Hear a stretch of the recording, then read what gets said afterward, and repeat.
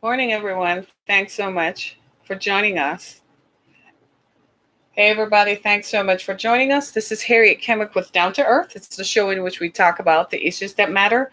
And today is January 27th, Monday, January 27th. And what a day this is! It's the day after. I'd like to refer to it as the day after. Just yesterday, while the rest of us were having Sunday brunch and relaxing, we learned the tragic news that Kobe Bryant, basketball legend and icon, passed away in a terrible helicopter crash in California that took the lives of him and seven others, including his 13-year-old daughter. As you know, Kobe, a longtime Lakers player, spent his entire basketball career with the Los Angeles Lakers. And I don't know about most of us can remember Kobe on the court. I mean, this was someone who touched so many lives and inspired an entire generation of athletes, not just here in America, but around the world. His impact is felt in many spaces where athletes tried and excelled and tried to achieve stardom and achievement. And we certainly do feel some sort of loss because he was young. He was a young man at 41 who led a very accomplished life.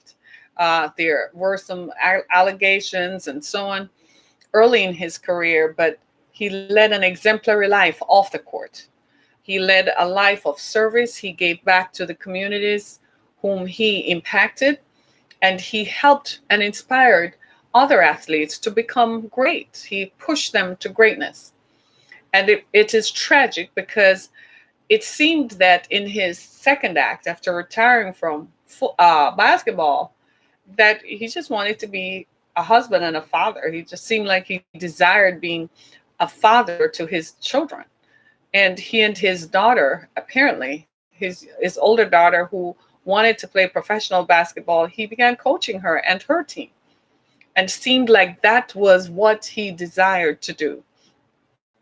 He has inspired a whole generation of athletes, and certainly it's a loss. And let me just say this in full disclosure that this is whenever these kinds of public losses happen, for most of us, the reason we react the way we do is because it's a trigger, right? It triggers a memory of a loss that we might have encountered. And that's where the emotion comes in. Many of us, most of us have never met Kobe. We never touched him. So if you didn't touch him, you can't say that you really knew him. What we do know, we know of him through media. But his loss triggered a loss that we can remember, that we have participated in. And so it brings back the memory. It's kind of like a physical assault on our emotions because now you're confronted with another loss. So today is the second day. Afterwards, I'm encouraging everyone to unplug. If it bothers you, if it's a trigger that's bothering you, unplug, defilter, right? One of the things that I did yesterday, knowing that going into it, knowing that it was going to be a trigger, unplugged. I stopped watching the coverage of it.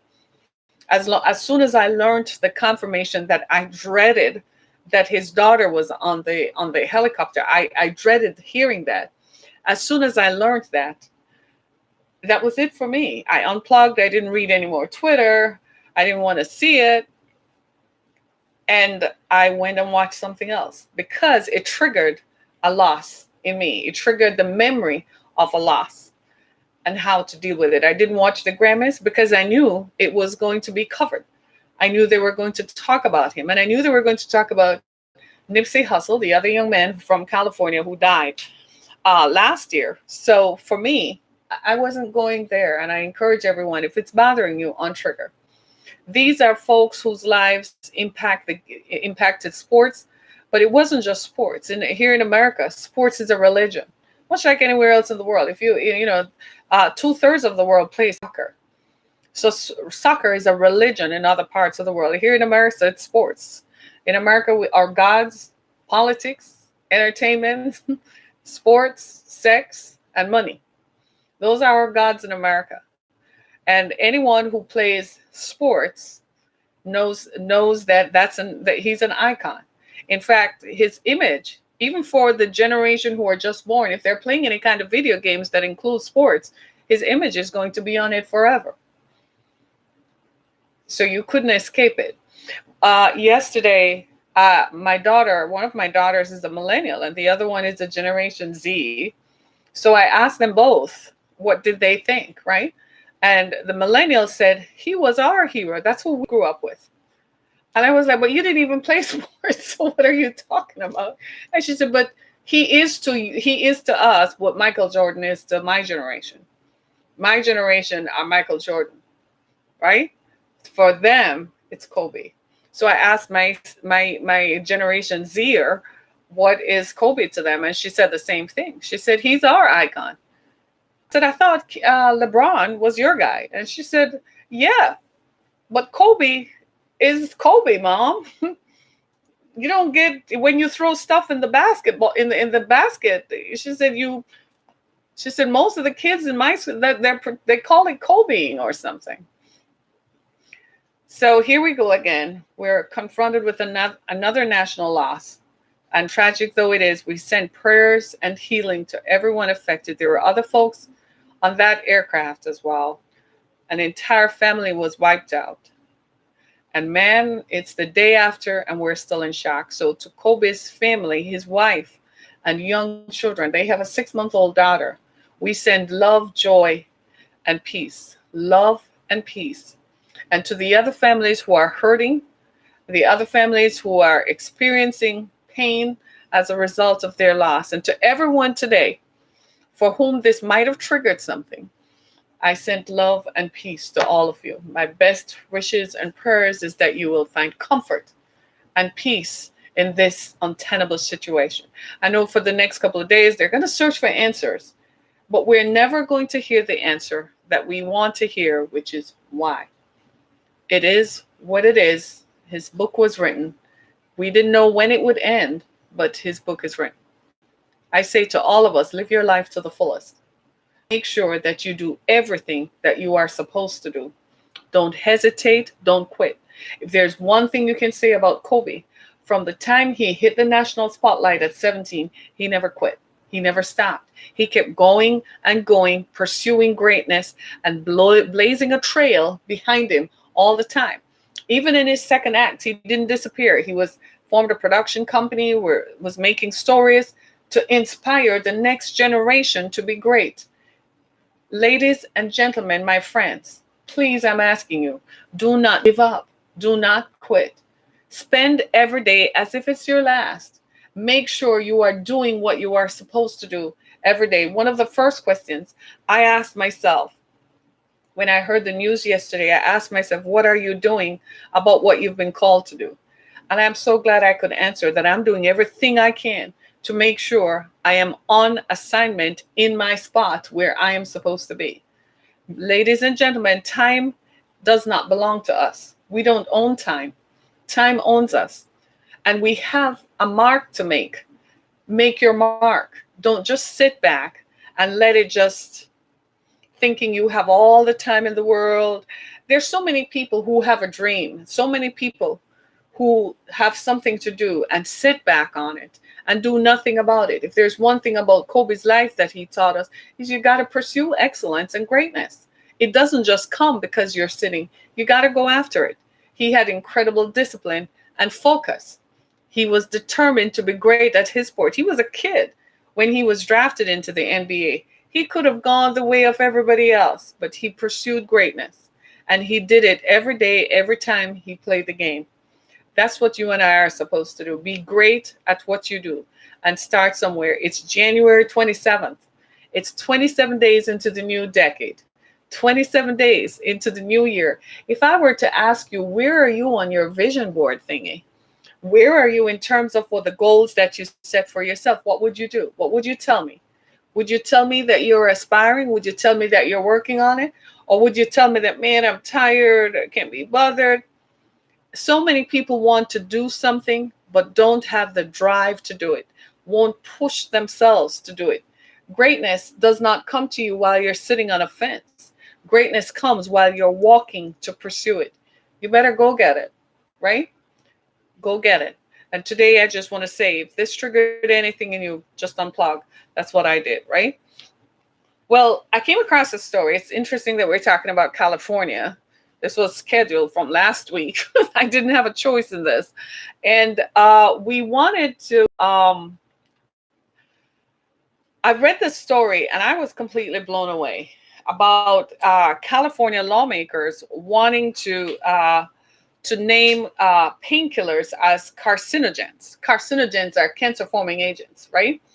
And I was a little taken aback by this because the drug industry for years has told us that taking an aspirin a day prevents strokes and prevents heart attacks.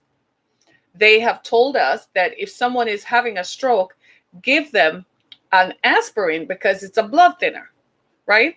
And what they fail to tell us, the drug makers that is that studies have shown that people who have taken aspirin over time, after 5 years, develop some kind of chronic long-term illness that results in death. Hey, nice to see you. Welcome back, right? You see what I'm saying? And and what happens is they fail to tell us that because they don't want these studies publicized.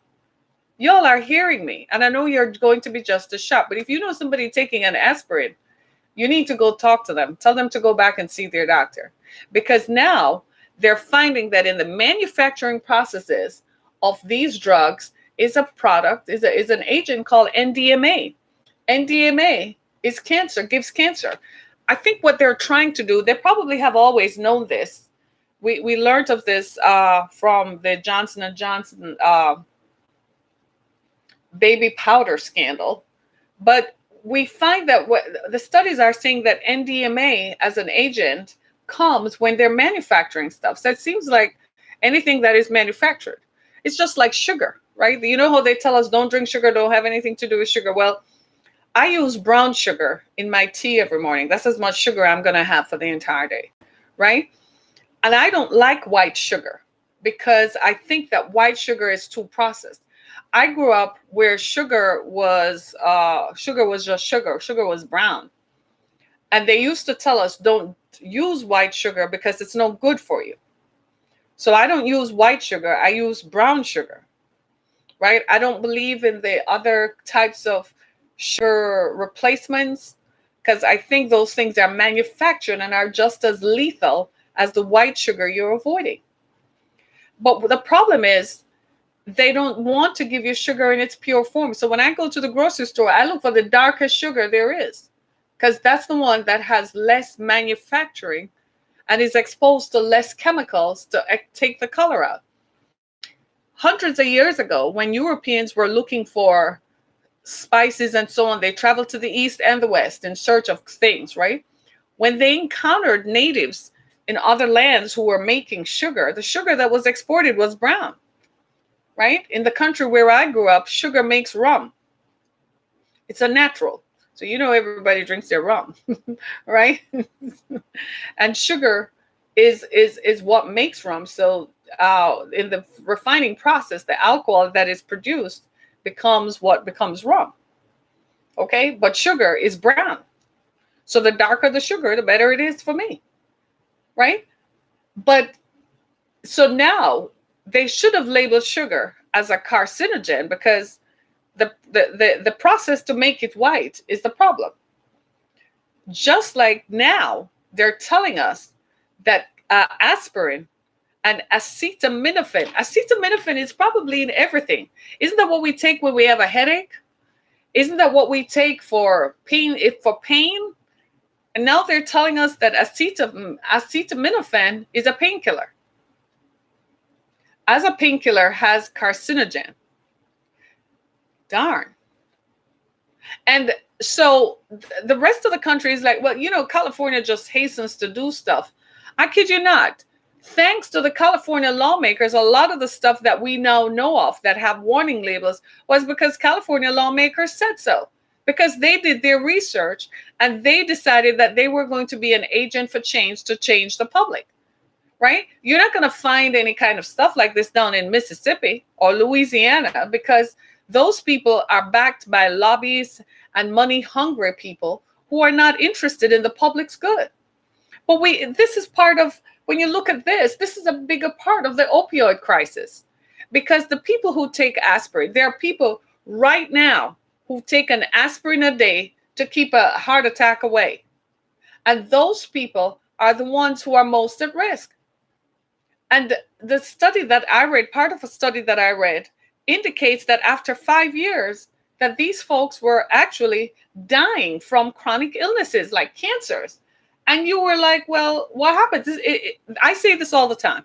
You go to the doctor as part of your physical well-being, your well check, right? You go to the doctor and they tell you your blood pressure is high.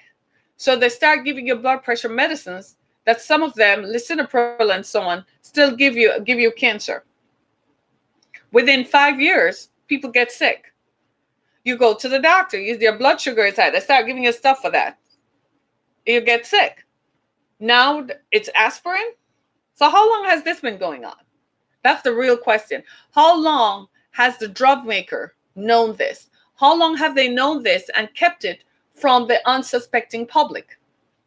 See, we believe and we trust that if you're going to put a product out there for distribution and for public consumption, that you're going to give us warnings that using this product in excess has negative impacts and ramifications, right? The ramifications, right? Okay, so that's what we trust the Food and Drug Administration to do.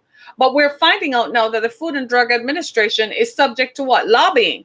It's supposed to be a federal agency with oversight of the drug industry, but somehow the oversight thing is gone. The over part of the oversight thing is not happening.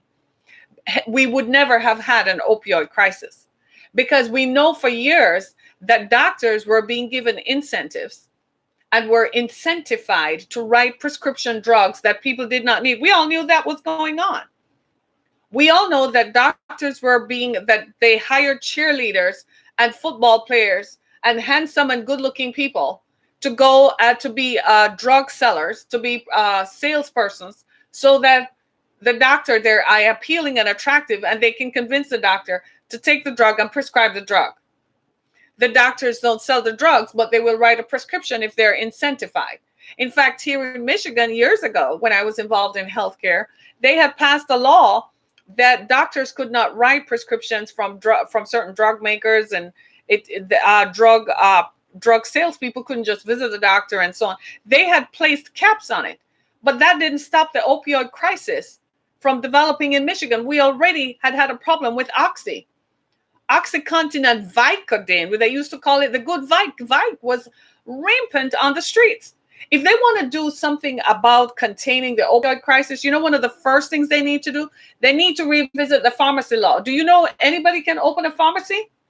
Here in Detroit, if you were to go into the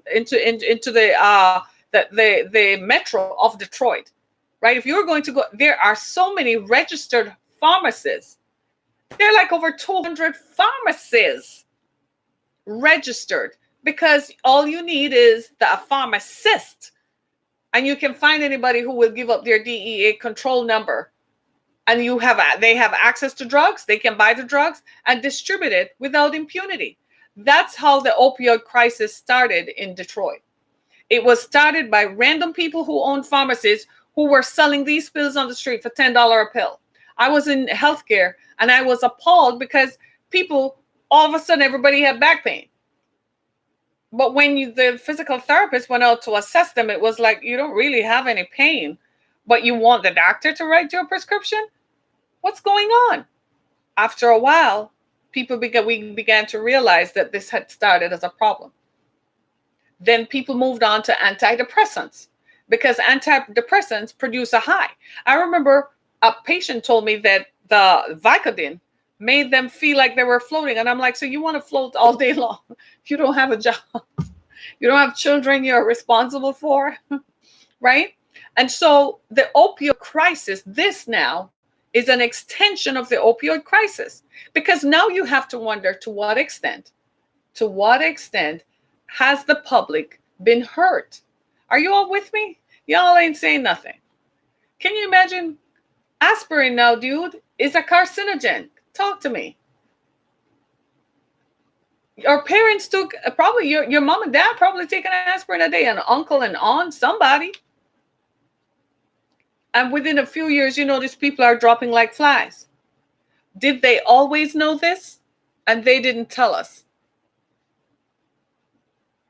I don't blame California lawmakers for trying to make the public safe, for coming up with earmarks and placing boundaries on what drug makers can do, because they're doing this with impunity. They're doing this as if they can get away with it, and there's no accountability.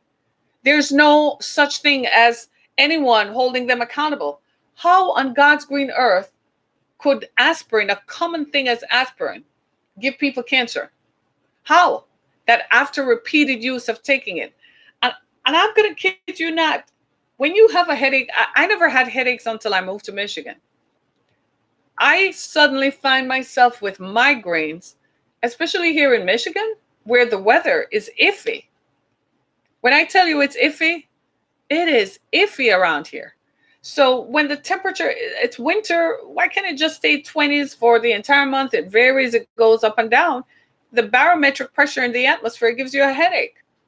Sometimes the headache is so blinding, you become allergic to lights and so on. You can't do anything, right? So I would take something with acetaminophen, aspirin, right? Acetaminophen is just another name for aspirin. I would take something with that because it took the headache away quicker than ibuprofen would. I didn't know I was setting myself up. Maybe I should go have a chat with these drug makers. But more importantly, our lawmakers, because lawmakers are sitting back acting as if they don't have a role to play. Heck, you do. Yeah, you do. It's your responsibility. It's your fault. You didn't do anything to help the public. Did you? You just kind of sat there and took their money. We have to find a way to de-incentivize the drug industry. That's what we need to do. We need to find a way so that they don't continue to use their lobbying positions to pay lobbyists, to lobby politicians, and providing incentives to politicians to get legislation passed in their favor. Politics, we've always known, has always been about money. The person with the most money is going to get elected. The person with the most money can pay off everybody else. It's never about the popular vote. It's about the person who appears to be popular because they can afford the advertising. We know that. But to actually think that when it comes to our health, that people are turning a blind eye because they're making money is something else. We need to re-examine that. I myself, I couldn't believe it. When I read the story, at first I was like, phew, isn't that something? But after the fact, to actually discover that this is actually real is mind-blowing. There's so many people who take so you and I might not be impacted because it's occasional that we would take an aspirin or take acetaminophen. It's occasional. In other parts of the world, what we refer to as aspirin, what we refer to as acetaminophen here in America is called paracetamol in other parts of the world, right? It's made by a drug maker in Britain and I think Germany that distributes it to other parts of the world, right? But here in America, we call it acetaminophen. In other parts of the world, it's called paracetamol, and it's a powerful painkiller. It wipes out fevers and headaches and pain in people's joints and stuff like that, right? It seems to me that we really need to go back and see food as healing, right? Try to eat a plant-based diet as much as you can. If you can, go for an entire week without chicken, an entire week without red meat, and see the manifestation and the difference it will make in our lives. Our environment is so toxic. The fumes from motor vehicles, all that emissions from motor vehicles in our modern life, all the emissions from running your heat, your air conditioning, all those gases, the combustible gases going up in the atmosphere is warming the planet and causing all these natural and catastrophic weather systems that we're seeing around the world. But at the macro level, we're also imbibing toxins, whether we imbibe those toxins from foods we eat, the water we drink, right? As well as just breathing in the air. And most of us have tried to manage what we imbibe, what we take in. Some of us don't drink alcohol, don't do drugs, right? And try as best as possible to eat as well as you possibly can. But then you get a headache and you find out that if you continue to take the headache, the acetaminophen pill, that you're going to end up with this. Untenable. What do you all think? Right? This is something that requires us to pay attention to our bodies. Now, my friends, I'm going to tell you, feel pain in your body, go to your doctor. But I'm also going to suggest that you examine your diet. There are certain times when I know that I haven't taken my vitamins or I haven't eaten as well as I should be, right? When I start tasting something or I feel like eating something, then it's an indication that the mineral found in that vegetable or that food, I'm not getting enough of. So I've learned to identify it. If I start dreaming of tomatoes, I know, or I start tasting tomatoes, I know that I'm not getting enough vitamin A. If I feel like I want to drink milk, I know I'm not getting enough calcium. Do you see what I'm saying? Right? And if I'm craving sweet stuff, that means I need protein. So I go and I eat more eggs, right? I eat more peas, more beans, right? Just to make sure that I fill myself up with protein. I also eat more green stuff. I believe in spinach. I believe in kale. They say it has pesticides. Okay, so put it in some water and soak it off. Pesticides are on all the fruits and vegetables anyway, so wash them. I was telling somebody the other day, when you buy your veggies, fill the sink up with water and wash it just like you're washing dishes. Then rinse it off and lay it on paper towel to air dry. Your veggies, your cucumbers, tomatoes, carrots, and all that stuff, you wash them off, man, on your fruits, because they spray stuff on it. And the stuff they spray on it, that's the real carcinogen right there. It's added to the fertilizer. I remember when I was growing up, right? My grandparents were farmers. And it was their delight to say that their farm goods, their vegetables, were not grown on fertilizer. Because at that time, they were saying that this fertilizer was bad. Because when you open the bag, it used to smell so bad. My grandmother used to say something must be wrong with it. So they would use good old-fashioned organic fertilizer, cow manure. I kid you not. They planted corn and stuff and veggies. My grandmother had a backyard garden. They used cow manure for it. I kid you not.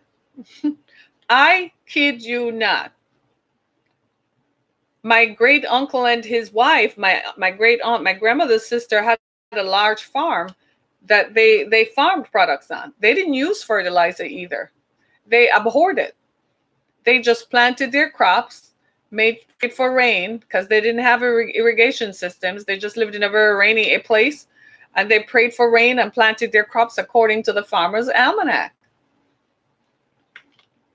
So you see what I'm saying? So we never grew up really eating, but in today's modern way of life, they expedite food production to satisfy all that we want. This is why America then turned to importing vegetables from other parts of Latin America and South America, right? And then came the trade tariffs that was just trying to shut that down. No, we need our bees and avocados and peas and tomatoes and pineapples and so on to come from other parts of the world.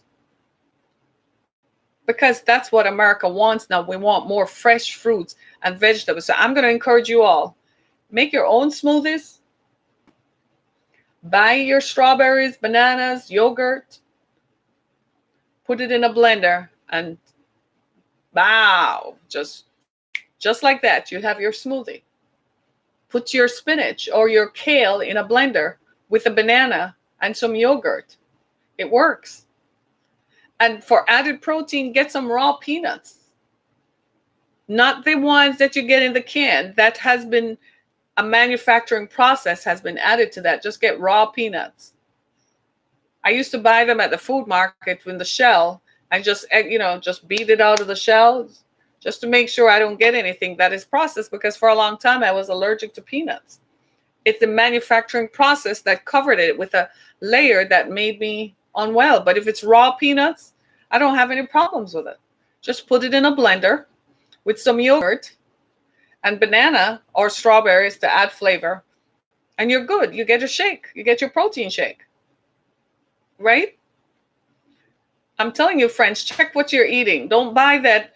I know most of us in our fast-paced lifestyles, we tend to just grab something at the supermarket in a box and go home and make it. Can I just suggest that on a day when you're off, whether that off day is a Saturday or a Sunday, or whether it's a Monday or a Tuesday, plan your meals out. You're only going to eat these many options. And if you are not available to cook all the time, then go plan your meals, cook your meals and freeze it. Put it in a Ziploc bag or put it in a container that you can store in your freezer.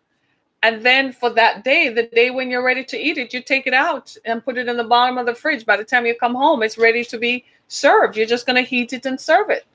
At least you won't be getting any more chemicals and any more toxins. Reduce it as much as possible. A few days ago, somebody was telling me how their immune system, their doctor told them their immune system was compromised and was low. And I said, that is traced back to your diet. Do you take vitamins every day? No. Okay. What do you eat? Well, I said, there's a problem. Don't eat stuff from a can. Minimize that as much as possible. So many people think that eating veggies out of a can is healthy. Buy the stuff. That's why there are still fruit markets across the U.S. Yeah, I know they cracked down on undocumented workers and stuff like that, right? Didn't they? Like they weren't a part of the economy. That didn't make any sense. Thank you. You drive for a living? You drive for a living. So you are not at home a lot. What do you eat? Do you just drive into the drive-thru and pick up something on the go? Make a sandwich. You made chicken last night. Make a roast chicken sandwich. You had roast chicken last night. Make a roast chicken sandwich and travel with it the next day. Yeah? So you may not want to make a milk product or a dairy product in your smoothie to drink, but you can make other fruit drinks too. You can make melons. You can blend melons with a strawberry. You can, if you don't want a banana, there's so many other fruits that you can blend. That's the fruit drink that you can travel with. Just freeze it and take it into your vehicle with you the next day. You'll be healthier. And for the love of God, people, are you drinking water? Raise your hand if you drink water. Raise your hand if you drank water this morning. Raise your hand if you drank water last night. Y'all ain't raising your hands. You don't even drink water. Do you drink water? You should. You gotta drink water. When you start feeling dizzy sometimes and tired, you probably are just dehydrated. I guarantee you, pick up a glass of water and take a few sips, or a cup if you're near one of those drinking places in your offices. Just drink some water and see the difference it will make. Sometimes when we feel hunger, we're not really hungry. We're just thirsty. Water is life. Drink more water. My ex-boyfriend is one of those persons who, not this morning though, right? Who used to drink pop. When I met him, he was drinking pop at nights. And I'm like, somebody has a death wish. I said, that's the chemicals in that destroys the calcium in your body. That's number one. And number two, that's setting you up for diabetes overnight and high blood pressure. Have fun. Why don't you drink a glass of water? Right? He thought I was weird. Then he would always complain about feeling tired all the time. I said, that's diet. Change your diet. Eat this, eat more beans, more peas, more of that stuff, and see how it will improve you. I guess the next girlfriend probably did something better, because here we are. He's there and I am here. Right? He just didn't want to hear about that because he was so accustomed to a lifestyle. And that is the thing with all of us. We all have patterns that we can't break. You're so used to, have you guys noticed that? You're so used to going to the drive-thru for breakfast in the mornings. The other day, my daughter and I were driving down the street, and she felt like eating a McGriddle. You know, a McGriddle is one of McDonald's best things they ever made. The thing is as sweet as pie. You can only eat it if you're under 12, right? And she ordered for herself and someone else 2 McGriddles and 2 hash browns. You know, it was $12. So I said, wait, you can go to the Coney Island and get an egg, bacon, and toast for less than $12. Come on now, right? You drink shakes almost every morning, right? So I'm saying for most of us, due to the fast pace of our modern life, even for those with children, you get up in the mornings and run to the nearest drive-through to get your breakfast. Well, you're filling up on a lot of carcinogens right there, because nothing there is really real, right? Take that sausage thing out of your day. You can eat bacon. You don't have to eat it every day, right? You can eat ham, not every day. But drink more water and try to replace a lot of the foods, because if everything, even if everything we touch is going to give us cancer, there are not many options that we have, are there? If even the painkiller is going to give us cancer, sounds to me like we have issues. Doesn't it? Sounds to me like there's some serious issues, not just in the food system, but in the delivery of the food system. It seems to me there's some real issues in that. And I just want to know, where is this all going to end? I can't believe that I'm actually saying that acetaminophen gives people cancer, but that's what California lawmakers believe, and they're considering declaring it. And they're going to do it if they feel, because they say the evidence supports their decision. And they're not just hyping stuff up to get the public more hyped, because after all, it was they who said the chemical in Roundup would cause cancer years ago, until someone actually died from it. And now it is so. So for all, this is why, you know, in my flower garden last summer, my neighbor has the most beautiful flowers and so on. But I noticed that in the spring, she was walking with a bottle of Roundup. So I was like, hey, girl, what's up with that?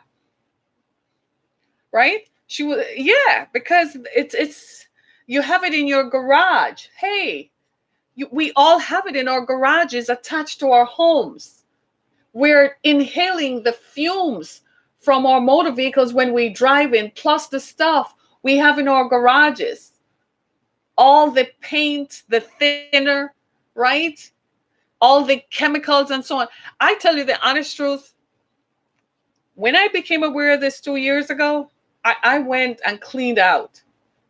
I went in my basement and looked at what do I have in there. I'm like, you're inhaling that stuff. That baby was out of there. Right? To hell with California. Don't say that. Somebody is saying to hell with California while I live there. No, I'm not going to say that. No, just no.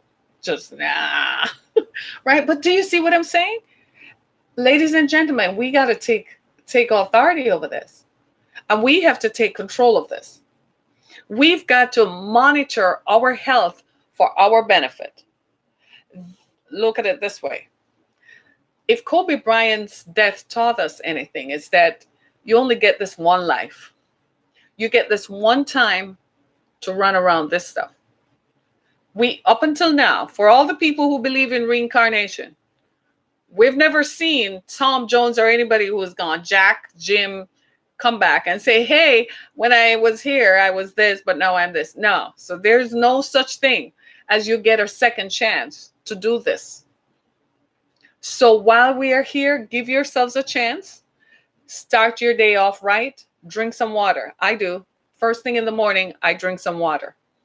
If I don't, it's not going to be a good day. It will also make you stimulate your organs to go eliminate. Did you know that? I drink water at nights before I go to bed to make sure that I can't be bothered with that. Sometimes, especially during winter when the heat is on, sometimes you wake up and the back of your throat is really dry. I take a sip. I drink water through the day. You're going to find that as you drink water, you'll feel better. Right? It helps to eliminate. sometimes it's not just what we take in, it's what we keep. And it sits there and ferments and releases all these toxins that make our physical body, our body's environment toxic. So they used to call it back then a colon flush. How about just go to the bathroom and eliminate properly? Eat more fiber and stuff. Eat jalapenos. Y'all ain't eating jalapenos. You think jalapenos, that's what Mexicans eat. And that's what those people eat. Yeah. And then in the meantime, you go and take Metamucil that gives you cancer. Think about that. Eat the foods that will make the environment in your body less toxic. Look at me. I'm just trying. I'm just trying, right? I'm just trying for the life of me. Look at it this way. If painkillers are giving us cancer, going to the hospital, what next? Why do we pronounce jalapenos when California claims that water causes cancer? Water does. Well, you don't believe that the manufacturing, if you really heard the beginning of this podcast, we talked about in the manufacturing processes of everything, there's an agent release called NDMA. It has a long name I can't pronounce all the syllables in it. But that is part of the manufacturing process involved in anything, even in water.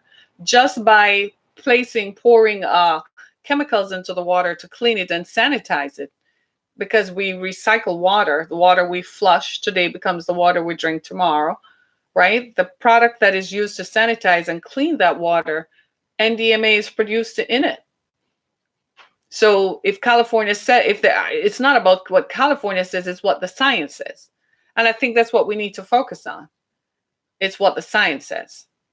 So you may not like my pronunciation of the word jalapenos. That's your issue. That's how I pronounce it. I didn't grow up speaking Ebonics. I didn't grow up speaking English.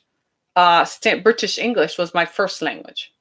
So my emphasis and pronunciation are probably going to be very different from what you experience and what you're accustomed to.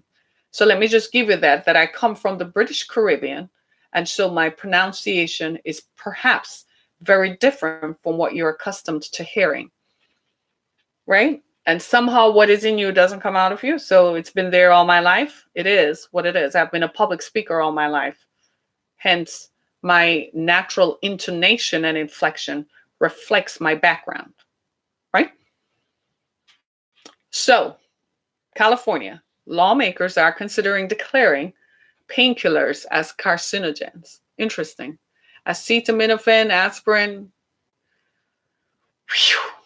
I just wonder about the folks who have been taking an aspirin a day to prevent a heart attack. I just wonder.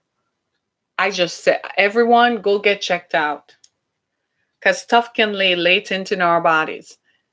And while I want all of us to be healed and to think healing thoughts and to live as close as possible, a lifestyle that is reflective of what you desire for your body, I recognize that that is not always possible in the physical environment and the spaces that we occupy, because we don't have much control over the air that we breathe. We can control some of the water, but that's what we think, but we have to place chemicals in the water to produce the desired effect that we want. And those chemicals at the same time might have side effects and causes that we might not see in the immediacy, but we'll see later. Right? So let me read some of your comments. Somebody says, you drink water while trying to cut out meat. That's good. I got some trolls on here. Yes, I do. I do. Somebody says you appreciate me educating. Thank you, sir. Right? I got some trolls on here. Yeah, I have some, you know how it is. There's always one in every crowd, right? But as we leave today, can I just say, as we leave today, I want us all to focus on life. I want us to focus on what is it that you have not done that you want to do. There must be something. Do it. Even if you started, just do it, right? Even if that's all it is, start it and do it. I am so grateful that I get a chance And that when I found that I had a vision and I had a dream to do something, I'm very grateful for the opportunities that I got to do it. But a lot of that was my own initiative. I had a dream, but I got up to do it. I demonstrated that I wanted to do it and I initiated. A lot of folks have dreams but don't initiate. If you don't start, how will you finish? It really doesn't matter where you start. You know what matters is where you finish. Kobe Bryant started in a school district in Philadelphia, Pennsylvania, we had never heard of. Had it not been for Kobe, we wouldn't have known they existed. But you know what mattered? What matters is where he finished, at the top of his game, a transcendent figure who transcended not just sports, but whose impact was felt across a way of life. Is that what your impact is going to be? Is that what you're going to do? What will people say of you? Don't just let them say that, they went to school. Kobe didn't get a degree. He played basketball, but he used that to teach others how to be great and to encourage and inspire a whole generation yesterday who acted as if he were someone they knew they grew up with. They talked to my children. And now I'm finding out my nieces and nephews are talking about him as if he were someone they personally knew and touched. Is that what your impact is going to be? My mom died 3 years ago, and 3 years later, people are still talking about her. What is your impact going to be? In spite of all this, do something that starts. Be great at what you do. Live well. Be great. Right? This is Harriet Kimmick. This was a down-to-earth conversation on California lawmakers declaring painkillers as carcinogens. And while that might be so, I'm also encouraging you all to live a down-to-earth existence. Right? Visit my website, harrietkimmick.com, as well as my pages on Anchor FM, Spotify, Google Podcasts. I'm on your favorite podcast platform. Visit my pages and help us become a supporter by clicking support this podcast. Thank you so much for your time with us. And today, just send love and peace.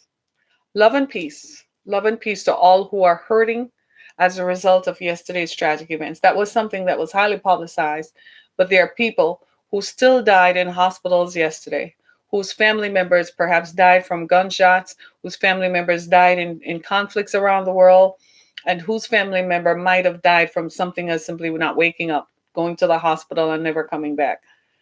I just send love and peace to everyone. I think if we all do that, it will create a wave of love where we start seeing ourselves as fellow citizens and as fellow humans instead of attaching labels to each other. Thank you so much, everybody. This is Harriet Kimmick. I want to just extend a happy day to all. I know it's challenging today, but I want to thank you. This is Harriet Kimmick with Down to Earth. Be blessed, everybody. Hi. So let's start that wave with us. Amen. Thank you. Let's start that wave with us. I agree with that wholeheartedly. Let's start that wave with us. You ever heard that saying, let peace begin on earth, but let it begin with me? Let love begin on earth, but let it begin with me. Thanks, everybody. Be blessed. Uh-huh.